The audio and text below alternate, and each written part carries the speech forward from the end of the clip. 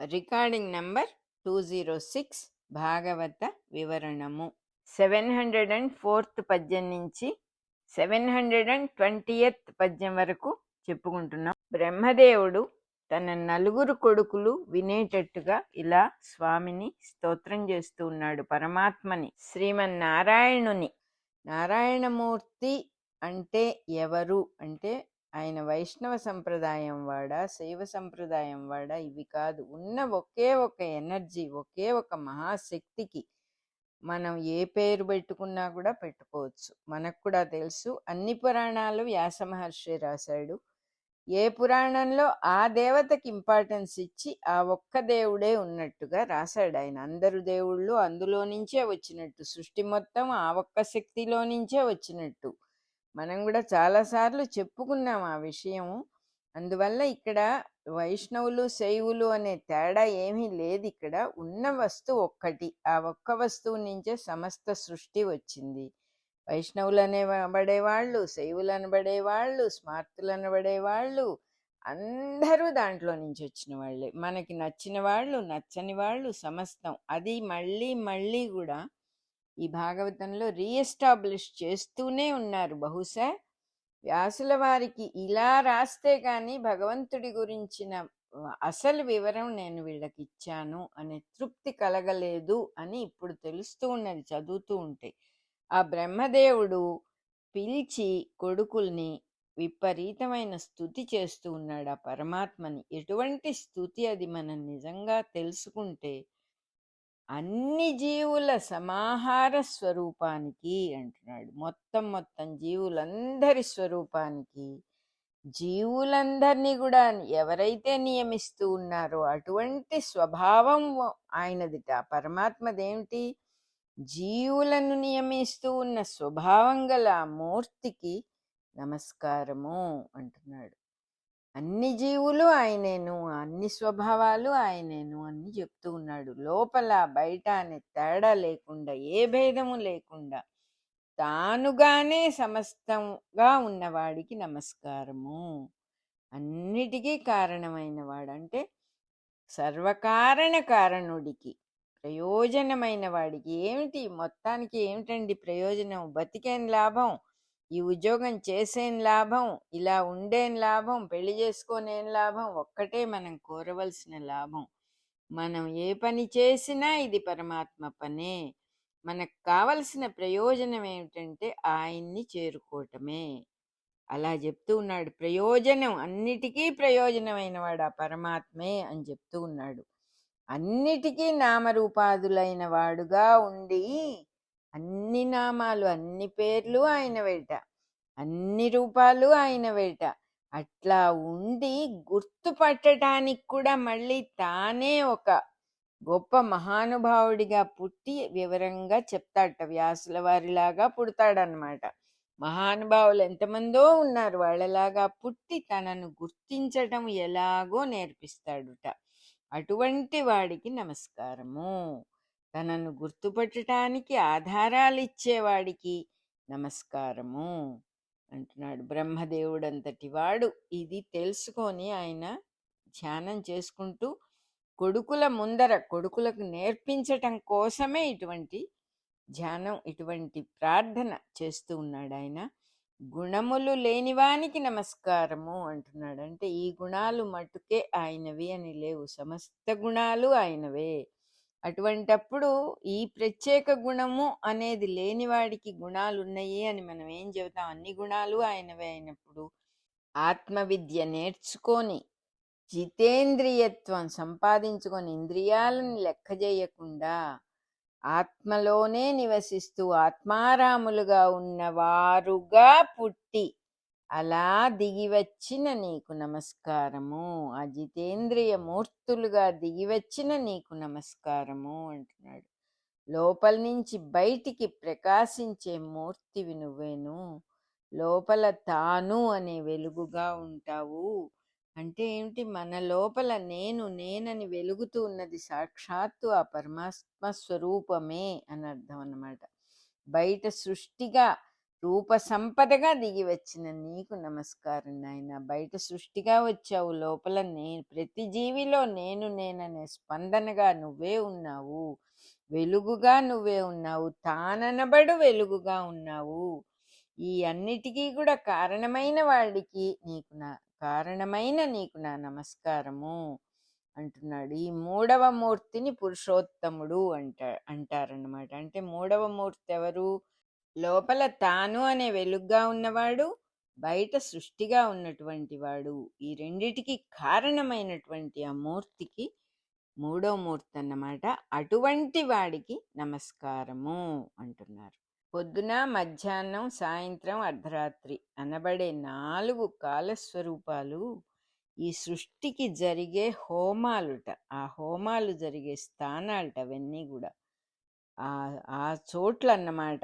పొద్దున, మధ్యాహ్నం, సాయంత్రం, రాత్రి అనేవి ఈ 4 స్థితులు కూడా హోమములు, సృష్టి జరగటానికి జరుగుతూ ఉన్నటువంటి 4 యజ్ఞాలుట.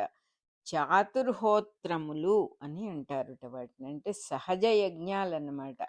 ఈ యజ్ఞాల స్వరూపంగా ఉన్నటువంటి నీకు నా నమస్కారము అంటున్నాడు ఆయన. జ్ఞానం అనేది క్రియాస్వరూపంగా జరుగుతోంది. క్రియ అంటే ఏదైనా చెయ్యాలి కదా, చెయ్యటమే జ్ఞానం. ఒక పని చెయ్యటమే జ్ఞానంగా పరిణమిస్తోంది. క్రియ జ్ఞానస్వరూపంగా పరిణమిస్తోంది, జ్ఞానం క్రియస్వరూపంగా మారుతోంది. ఈ రెండిటి మూర్తిగా ఉన్నటువంటి నీకు అంతఃకరణలో, నా లోపలగా, అందరి లోపల, జీవుల లోపలగా ఉన్న అటువంటి నీకు నమస్కారము అని చెప్తూ ఉన్నాడు. నీ పాదపద్మాలను చూడాలని చెప్పి జీవిస్తూ ఉన్న మాకు నీ విష్ణుతత్వాన్ని అనుభవానికి వచ్చేటట్టుగా చేయనాయనా. మాలో వ్యాపించిన నీ విష్ణు స్వరూపమే, మా ఇంద్రియాలకి శక్తినిస్తూ ఉన్నది నీ విష్ణు స్వరూపమే కదా. ఆ ఇంద్రియాలతోనే కదా మేము ఏదైనా కూడా తెలుసుకుంటూ ఉన్నాము. అట్లాగే ఇంద్రియాలలో ఉన్న అంతర్యామిని కూడా కలిపి ధ్యానం చేస్తేనే లోపలున్న దేవుడు కనిపిస్తాడని మాకు తెలిసేటట్టుగా చేయనాయనా జీవులందరికీ అని అడుగుతున్నాడు పాపం. అది భక్తులకు ఎంతో ప్రియమైన స్వరూపం అవుతుంది. దాన్ని మేము నీలమేఘ శ్యామల సుందర మూర్తిగా దర్శనం చేసుకుంటున్నాము. నీ యొక్క ఆ స్వరూపం మాకు సకల శుభాలని కూడా, అందరికీ కూడా సకల శుభాలని కలిగిస్తోంది నాయన. నిన్ను మేము ఎలా తలుచుకుంటూ ఉన్నామంటే, తుమ్మెదల గుంపులాంటి ముంగురులతో ముందుకు పడుతూ ఉన్న రింగుల రింగుల జుట్లు ఎలా ఉన్నాయట స్వామివి, ఎలా ఊహించుకోవాలట మనం? తుమ్మెదల గుంపులాగా ఊహించుకోవాలట. అమృత కిరణమయములైన అమృత కిరణాల లాంటి, చంద్రరేఖ లాంటి, చంద్రవంక వంటి నుదురుతో, ఎన్నో ఆభరణాలున్న చెవులతో, సౌందర్యాన్నే బోధిస్తూ ఉన్నయ్యా అనిపించేటట్టుగా ఉన్న కనుబొమ్మల మధ్య ప్రదేశం నుంచి సూటిగా కిందకొస్తూ ఉన్న ముక్కుట. ఆ ముక్కు చూస్తే మొత్తం అందమంతా ఈ ముక్కు వల్లనే మొహానికి అందం వస్తోంది, సౌందర్యం అంటే ఈ ముక్కే బోధన చేస్తోంది అన్నట్టుగా ఉంటుందిట. మల్లె మొగ్గలు ఎలా వరుసగా ఉంటాయో అలాంటి పలువరుసతో, నిగనిగలాడే బుగ్గలతో, మంచి చక్కని పద్మపత్రాల లాంటి కళ్ళతో, చక్కటి చిరునవ్వు ముఖంతో, ఆనంద స్వరూపంతో, అందాలు చిందే క్రీగంటి చూపులతో, నవ్వు ముఖంతో, శంఖంలాగా రేఖలున్నటువంటి మెడతో, హారాలు అలంకరించబడిన సింహభుజాల లాంటి భుజాలతో నీ రూపం మాకెప్పుడు కనపడేటట్టుగా మమ్మల్ని అనుగ్రహించు. ఎందుకంటే భగవంతుడి స్వరూపం ఎంత అందంగా ఉండాలి, ఎంత గొప్పగా ఉండాలంటే ఇంకా అంతకంటే అందమైన వాళ్ళు ఎవరో ఉన్నారు, అంతకంటే గొప్ప వాళ్ళు ఎవరో ఉన్నారనే భావం మనకు రాకూడదు. అంత అందమైన వాడుగా ఆయన్ని ఊహించుకున్న కొద్దీ మనకు అంత మేలవుతుంది. ఆయన్ని ఎత్తినందువల్ల ఆయనకి వచ్చేది లేదు, పోయేది లేదు. ఉన్నవాడు ఒక్కడే. ఆయనే సమస్త సృష్టిగా అయినప్పుడు మళ్ళీ ఆయన్ని తెలుసుకోవటమే పరమావధి. కాబట్టి ఆయన్ని తెలుసుకున్న వాళ్ళకే తృప్తి అనేటటువంటిది ఏమిటో అర్థమవుతుంది, ప్రశాంతత ఏమిటో అర్థమవుతుంది. కాబట్టి ఆ బ్రహ్మదేవుడే, ఈ సృష్టి చేసిన బ్రహ్మదేవుడే ఇదంతా కూడా చెప్తూ ఉన్నాడు మనకి. ఇలా దర్శనం చేసుకోవలసిన అవసరం ఉంది పరమాత్మని అని పరమాత్మకే అటువంటి అనుగ్రహం మాకివ్వు. అలాంటి దర్శనం జీవులందరికీ అయ్యేటట్టుగా నువ్వు అనుగ్రహించు నాయనా అని చెప్పి చెబుతూ ఉన్నాడు. ఎదటివాడి ఆకారం, మనిషి యొక్క ఆకారము ప్రతివాడికి అదొక దైవం యొక్క ఆకారమే. ఎదుట ఉన్నవాడు సాక్షాత్తు పరమాత్మే అనే భావం వచ్చినప్పుడు అది దేవుడి ధ్యాన రూపమే అని గుర్తొస్తుందిట. అది తెలుసుకున్నప్పుడు మనకు ఎదురుగా కనపడింది జీవుడుగా అనుకోకూడదు, బావమరిదిగా అనుకోకూడదు, అక్కయ్యగా తమ్ముడిగా ఇంకో రకంగా అనుకోకూడదు, తల్లిగా తండ్రిగా అలా అనుకోకుండా సాక్షాత్తు ఉన్నవాడు పరమాత్మే కాబట్టి. అంటే ఇంద్రియాల ద్వారా మనం చూసినప్పుడు సంబంధ బాంధవ్యాలు, ఆకారాలు, నచ్చటాలు, నచ్చకపోవటాలు, అక్కలు తమ్ముళ్ళు, తల్లి తండ్రి ఇవన్నీ వస్తాయి. ఇంద్రియాలని పక్కన పెట్టి చూసినప్పుడు ఉన్నవాడు సాక్షాత్తు పరమాత్మే కదా అని గుర్తొచ్చినప్పుడు కేవలం నాకు ధ్యానానికి ఎదట మనిషి ఉన్నాడు అని అర్థమైనప్పుడు, ఆ మనిషిలో భగవత్ స్వరూపాన్ని ఊహించుకున్నప్పుడు ఇంకా ధ్యానానికి ఎటువంటి ఇబ్బంది రాదు. అద్భుతమైనటువంటి మానవుని భౌతిక దేహ రూపమే దేవుణ్ణి అర్చించడానికి ఆధారమైన మూర్తిగా స్వీకరించడం అనే గొప్ప మార్గాన్ని ఇక్కడ బ్రహ్మదేవుడు సూచిస్తూ ఉన్నాడు. కొడుకులకే చెప్తూ ఉన్నాడు. ఆ పేరుతో మనం కూడా తెలుసుకుంటున్నాం. అంతేగాని దేవుడు ఓన్లీ మనిషి రూపంలోనే ఉంటాడు అని కాదు, మనిషి రూపంలో కూడా ఉంటాడు. ఇక్కడ భ్రూమధ్యం, నాసామూలం అనేవి చాలా ముఖ్యమైనటువంటి పాయింట్స్ కదా. అందుకని జ్ఞాన ప్రబోధన చేస్తూ ఉన్నట్టుగా వర్ణించారు ఇక్కడ. సాధకుడు తన భ్రూమధ్యంలో దృష్టి నిలుపుకొని, అంటే తనది శరీరమే కదా, తన ఆకారం కూడా భగవంతుడి ఆకారమే అని ఊహించుకున్నప్పుడు ఎంత బాగుంటుంది అసలు అది. తన నాసాగ్రంలో తన భ్రూమధ్యంలో దృష్టి నిలిపి భగవంతుడి భ్రూమధ్యమే ఇది అనుకున్నప్పుడు ధ్యానము చక్కగా నిలుస్తుంది. అక్కడి నుంచి భగవంతుడు ఇచ్చేటటువంటి ఆజ్ఞలన్నీ మనం స్వీకరించి ఆచరించడానికి ఎంతో బాగుంటుంది. అది పద్ధతి అని చెప్పి చెప్తూ ఉన్నారు. శంఖము, చక్రము, గద, పద్మము అనే దివ్యమైన చిహ్నాలతో, దివ్యమైన వస్తువులతో కూడి ఉంటాయి నీ 4 చేతులు. భుజాల నుంచి కిందకు వేలాడుతున్న వైజయంతి అనే వనమాల ఉంటుంది నీ వక్షస్థలంలో. కౌస్తుభమణి ఉంటుంది. శ్రీదేవి వెలిగిపోతూ ఉంటుంది నీ వక్షస్థలంలో.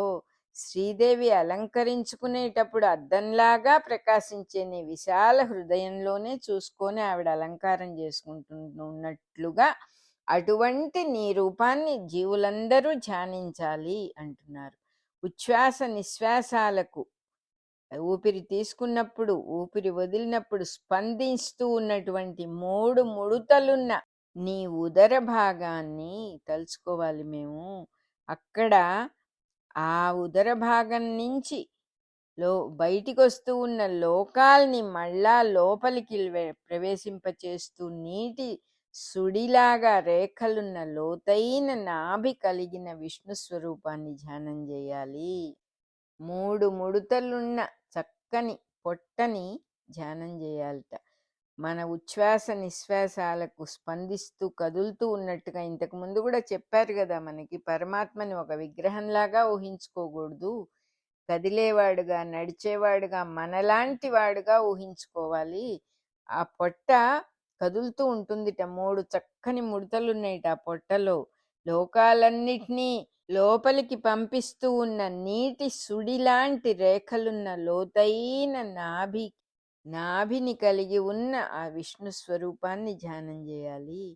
బంగారపు పట్టు పంచం కట్టుకొని ముడతలు విచ్చుకుంటూ ఉన్న తమ్మి మొగ్గలంటే కలువ మొగ్గల్లాంటి కుచ్చెళ్ళుగా బయటికి వస్తూ ఉన్న పద్మ కేసరాల్లాగా కనపడుతూ ఉన్నాయి. అన్ని పద్మాలు, అన్ని రేఖలు, అన్ని అద్భుతమైనటువంటి సృష్టిని ఊహించుకోవాలి మనం. ఆ పరమాత్మ శరీరం కూడా అలా ఒక పద్మం విచ్చుకున్నట్టు విచ్చుకోవటం, ఆయన కట్టుకున్నటువంటి పట్టు పంచముడతలు కూడా మన పద్మం విచ్చుకుంటూ ఉన్నట్టుగా ఉన్నాయిట ఆ కుచ్చెళ్ళన్నీ కూడా. అట్లాంటి శోభలుండి చామన ఛాయ రంగుతో ఉన్నటువంటి నిన్ను నీ నీలపు అరటి చెట్ల స్తంభాల్లాగా గోచరిస్తూ ఉన్న నీ తొడలను, మోకాటి చిప్పల కింద భాగంలో గోచరిస్తూ ఉన్న కనపడుతూ ఉన్న చక్కటి ఆకారాలను, సమంగా హెచ్చుతగ్గులుగా కనిపిస్తూ ఉన్న చీలమండలను, పద్మపత్రాల లాగా సుకుమారంగా ఉన్నటువంటి పాదపద్మాల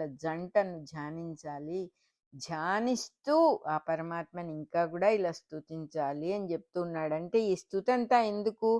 ముఖంతో మొదలుపెట్టి మెడ, ఛాతీ, చేతులు, కాళ్ళు, మోకాళ్ళు, పాదాలు సమస్తము ఆయన యొక్క రూపాన్ని మన మనస్సులో ఎంత గట్టిగా ప్రతిష్ఠించుకుంటామో అప్పుడు బయట విషయాలు ఇంద్రియాల ద్వారా వచ్చేటటువంటి, ఇంద్రియాలు అనే కిటికీల ద్వారా వచ్చే విషయాలు రాకుండా ఉండాలి కాబట్టి అట్లా చెప్తూ ఉన్నారన్నమాట.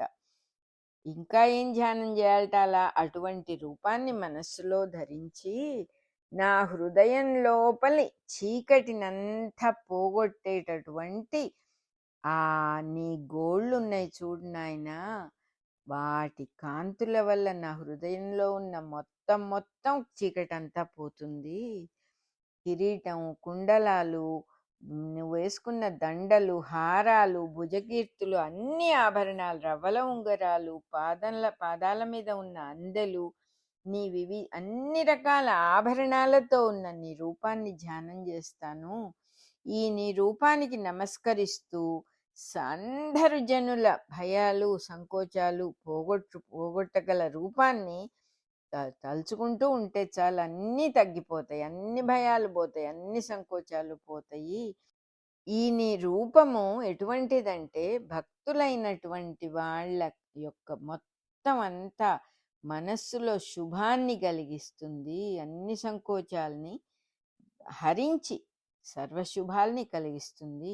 నీ రూపం చూడటమే ఎటువంటి జనమైనా సరే, వాళ్ళు తామసులైనా సరే, వాళ్ళకు కూడా మంచి మార్గాన్ని చూపిస్తుంది ఆ రూపం. అట్లాంటి దర్శనాన్ని మా మాకు కూడా ఇచ్చి మమ్మల్ని కూడా కృతార్థుల్ని చేయి నాయనా అని అడుగుతూ ఉన్నాడు.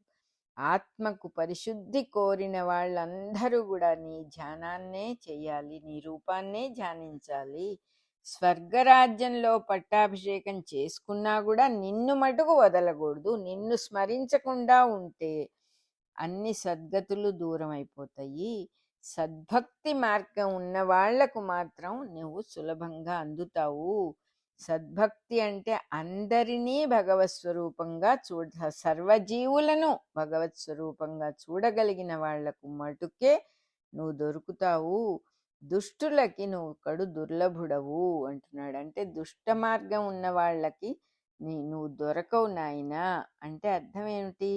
దుష్టులంటే అసలు ఎవరు? ఇదివరకు కూడా మనం చెప్పుకున్నాం. భగవంతుణ్ణి చూడలేని వాళ్ళు, భగవంతుడికి దూరమయ్యి ఈ కనపడేది వినపడేదే సమస్తము అనుకునే వాళ్ళే దుష్టులు. అంటే మనం అందరం దుష్టుల కిందే వస్తాం ఆయన్ని తలుచుకోకపోతే న్యాయంగా. ఎవరికైనా నిన్ను ఆరాధించే మార్గం చాలా సూక్ష్మంగా ఉంటుంది, తేలికగా కూడా ఉంటుంది. మంచి వాళ్ళేమో నిన్ను వర్ణించలేకపోతారు, చెడ్డవాళ్ళేమో ఈ ప్రపంచంలో వాళ్ళు ఇతరులు అని పిలిచే వాళ్ళందరితో పెట్టుకున్న సంబంధాలన్నీ కూడా వాళ్ళకి నిన్ను చూపించవు, నిన్ను చూడనివ్వవు. ఈ మాయంతా నువ్వు పెట్టిందే, కానీ మళ్ళీ నిన్ను ధ్యానం చేస్తే గాని నీ మాయ తొలగదు కదా.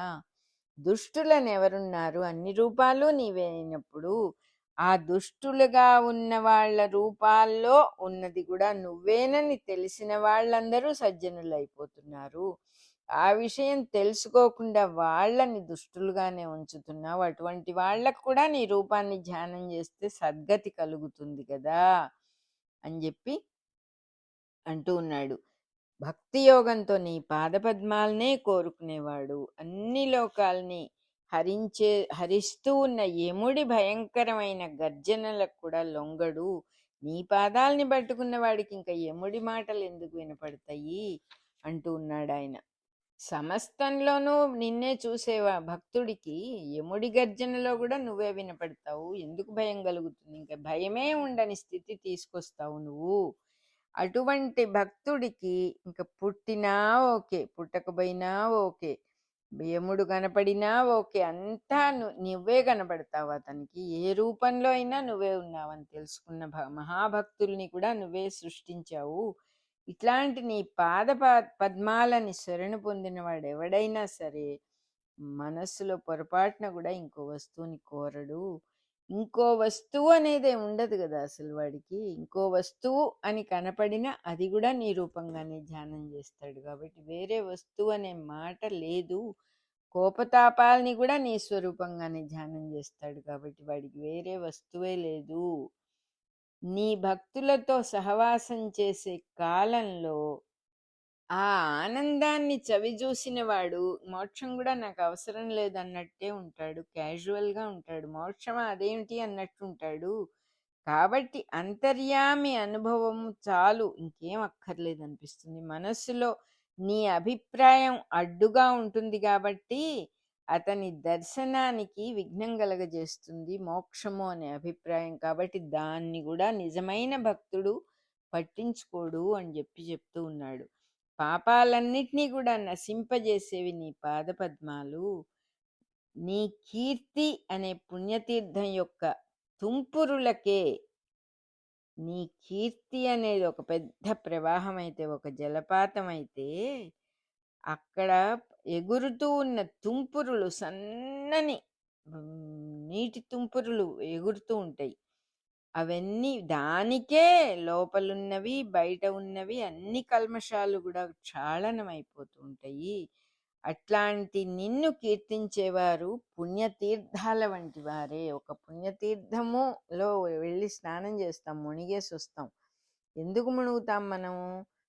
మనం చేసుకున్నవేవో పోతాయి, పాపాలు పోతాయి అని. ఆ తుంపురులకే పోతాయిట అసలు. తీర్థంలో మునిగేదాకా గూడా అక్కర్లేదని చెప్తున్నారిక్కడ. ఈ భాగవతం మొత్తంలో కూడా మళ్ళీ మళ్ళీ ఎక్కువగా చెప్తూ ఉన్నది మనకి, సర్వత్రా ఉన్నది పరమాత్మే.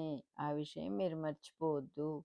సమస్తంగా ఉన్నది ఆయనే. మీ ఎదటివాడు, పక్కవాడు, ఇంట్లో ఉన్నవాళ్ళు, పిల్లలు, పెద్దవాళ్ళు, ముసలివాళ్ళు, ఇవన్నీ మనం పెట్టుకున్న పేర్లు. తల్లి, తండ్రి, అక్క, చెల్లెలు, మంచివాడు, చెడ్డవాడు, మిత్రుడు, శత్రువు, బావమరిది, భార్య, మరదలు, ఇవన్నీ మనం పెట్టుకున్నవే. సమస్తము ఒక్కటే స్వరూపము.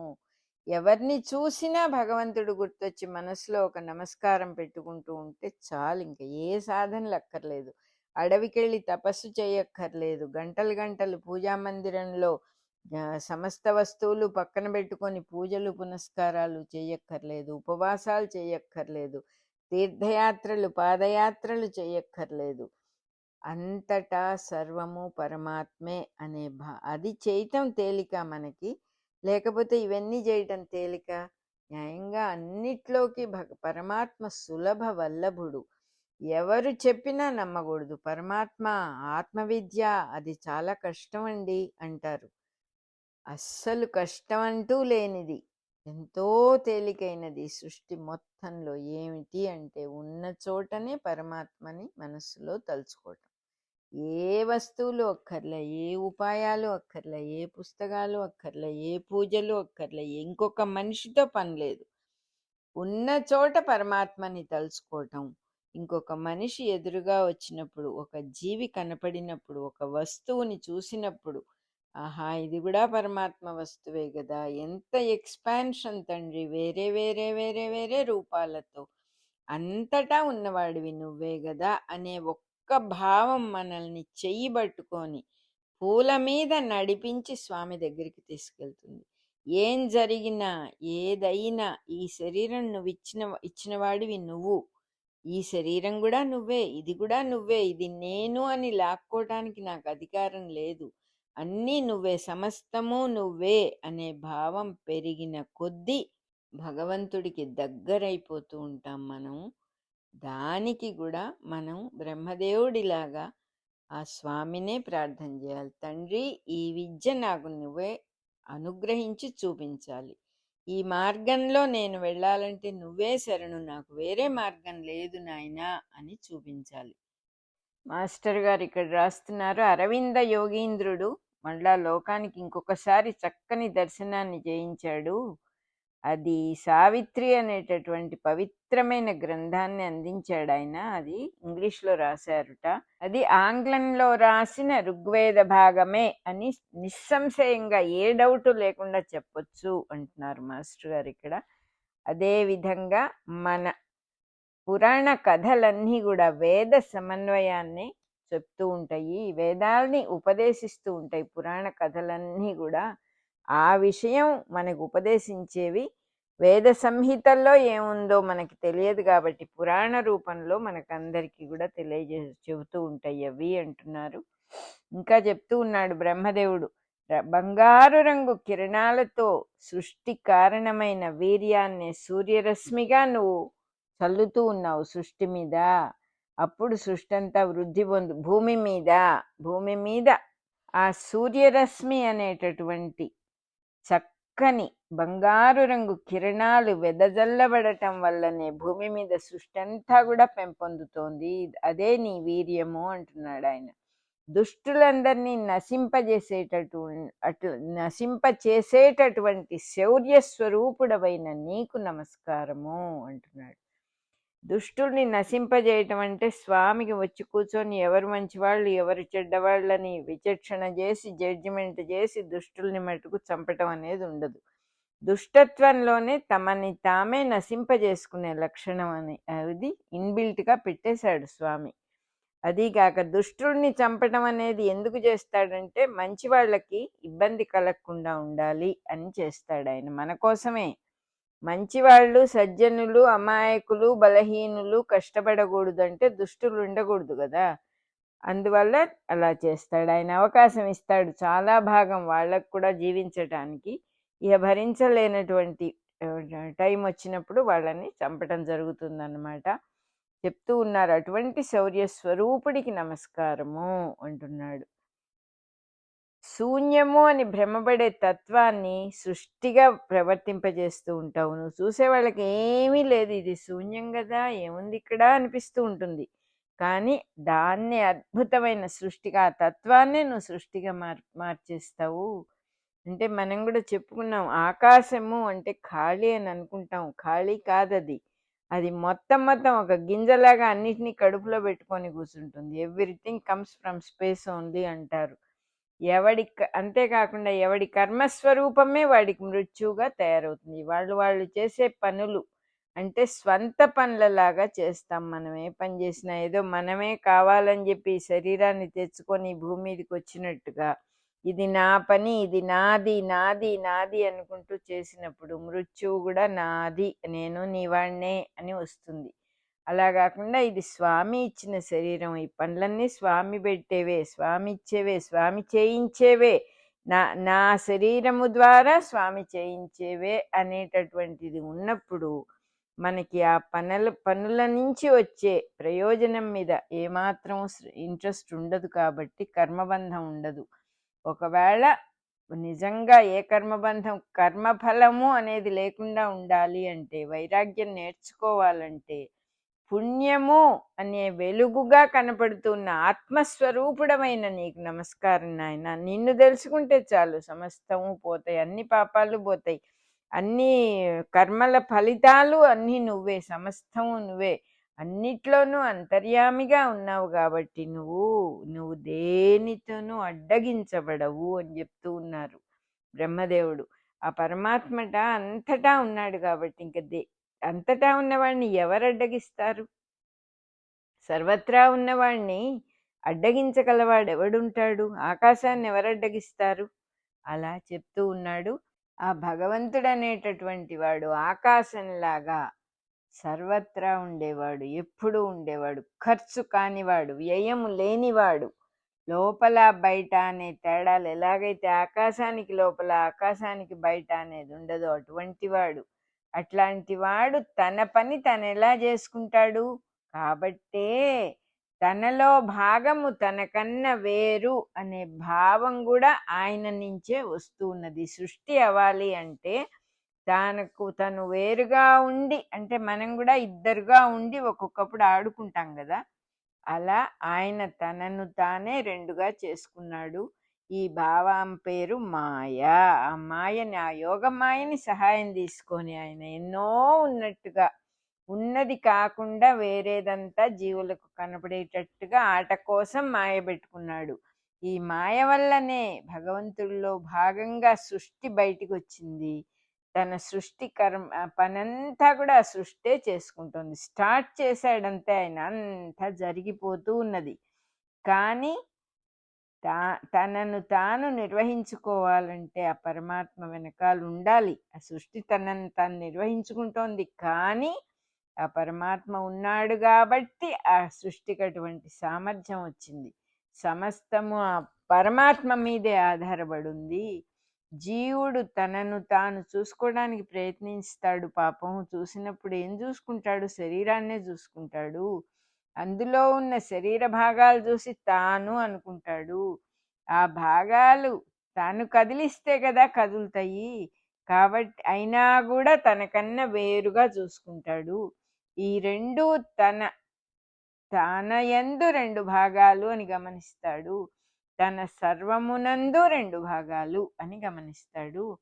ఈ మాయ ఈ విశ్వం మొత్తాన్ని కూడా, ఈ సృష్టిని మొత్తాన్ని కూడా నిజంగానే సృష్టించింది, ఒక సత్యముగానే సృష్టించింది. కాబట్టే ఈ సృష్టి జరుగుతూ ఉన్న లోకం పేరు సత్యలోకము. ఆ బ్రహ్మదేవుడు ఉండేటటువంటి లోకం పేరు సత్యలోకము. కాబట్టే ఈ సృష్టి జరిగే లోకం, ఈ సృష్టిలో ఈ మాయతో వికారం చెందని వాడుగా దేవుడు సత్యలోకంలోనే ఉన్నాడు. ధ్యానంలో ఆ భగవంతుడి మీద మనస్సు నిలిపినప్పుడు జీవుడు కూడా ఆ మాయని గెలిచిన వాడవుతాడు. ఎవరైతే మాయను సృష్టించారో వాణ్ణి పట్టుకున్నప్పుడు మనం కూడా మాయ నుంచి బయటపడతాము అని చక్కగా చెప్తూ ఉన్నారు ఇక్కడ. రికార్డింగ్ నెంబర్ 206 అయిపోయింది. 704 నుంచి 720th పద్యం దాకా మనం చెప్పుకున్నాం.